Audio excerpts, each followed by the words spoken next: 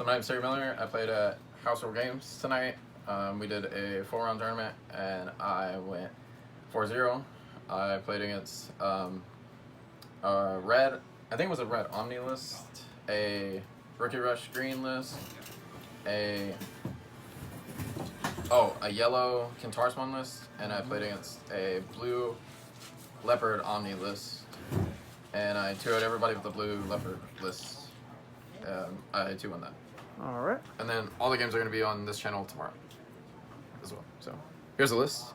I play 3 Monojamon, 3 Biomon. I play 3 and 3 just for Omni reasons. If you ever have like 4 on board, it's like an Omni target, I guess.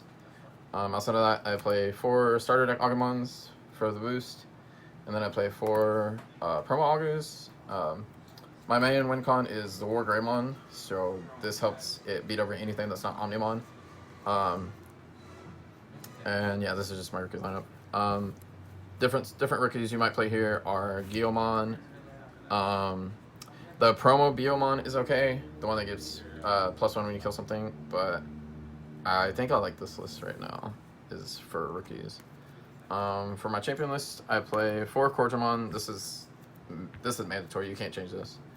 4 Dark Tyrannos. I think this is also kind of mandatory. Just in any red Omni list. Any list in general, you want to be able to control memory. So like, you want the option to either play a 1 Digivolution champion or a 2 Digivolution champion. So you can memory starve your opponent. I just think this is 100% necessary.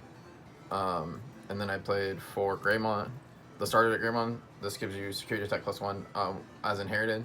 So this makes your War Greymon hit for 3 the turn you Digivolve it, 2 other turns. It makes your Omni swing bigger. And then if you have your Tamer out, your War Greymon can swing for 4. If you have double Tamer out, your War Greymon can swing for 5, and it doesn't check options, so you just win. Well, if you have another attack, but if you're swinging for 5, you're probably winning the game. Then I play 4 starter deck Metal Greymon. This is the only card. No, that's not the only card, but this is like the biggest card that I debate on. I was playing Metal Tyrannos. I thought about playing like a Skull Greymon lineup to get rid of blockers. I thought about playing War Growl, but I'm not a fan of War Growl. But as of right now, this is like the biggest, like, I would say tech choice, I guess. Another one is the Secret Metal Greymon, the +2 security, -5 memory. I do not like that card. I think if you're playing against Blue Omni, which is the best deck right now, it's a meta deck. If you swing with the Secret Metal Greymon, you just lose because you give them 5 memory, and they only need 5 memory to make an Omnimon. So, but I do like this one. It threatens. If you put a War Greymon on it, and you swing, it's your War Greymon swinging for 2 to 3 usually, and it makes it to where they have to block it, and if they block it, you just gain 3 memory, and then it's even better if you turn it into an Omni, because your Omni swings twice, and if they block both, you go to 6. It's so, but this could be Skull Greymon. It could be Metal Tyrannos. I don't really swing with ultis that much, so my win cons are megas. So that's the downside of this, but it works. And then I play 4 Roundramon. This is 100% necessary. So these would be your swaps if you want to swap ultis. I play 14, 12. 8, 7, 3 if you want the numbers. So this could go up to 9, I feel. Everything else is pretty good. But yeah, these are mandatory. These can swap. This is another thing you want to start with. So you have the option to Digivolve for 2 or for 3. So you have the starvation option there, and then this is also hardcast for 5. So sometimes you'll just hardcast it. Like if you open a hand with ultis and megas, you can just hardcast this and then play your mega next turn, and then you'll try and unbreak. And then for megas, I play 1 Gallantmon.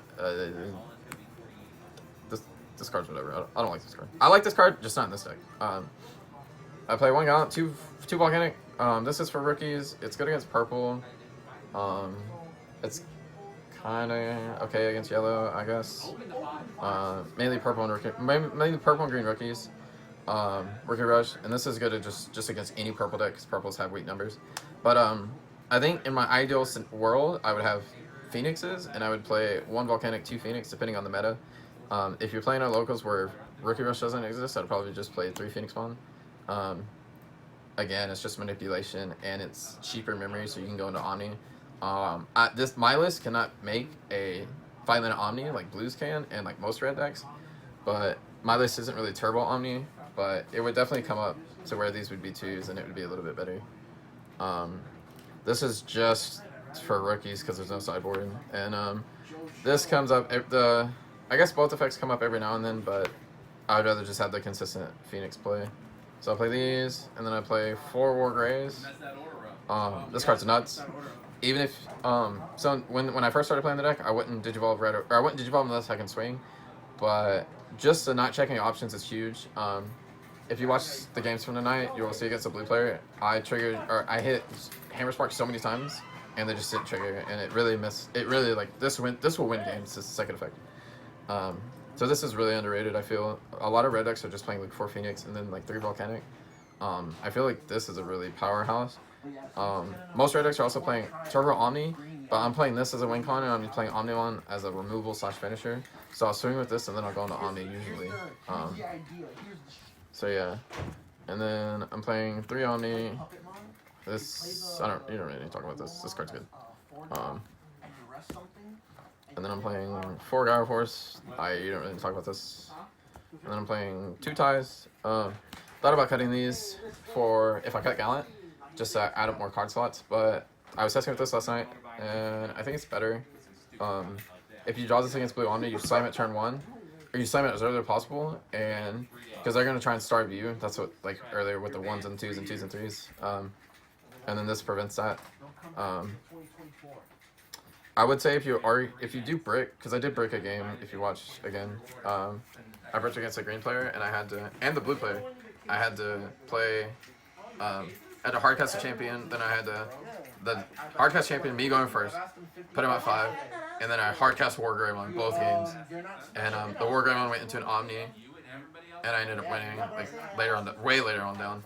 But if you do brick, you want to make sure you just play stuff that will draw you cards. So like if you only have champs and ultis, play your champ the next turn, play your ulti, and try and unbrick your hand. But you don't just pass, never pass. But yeah, that's my list.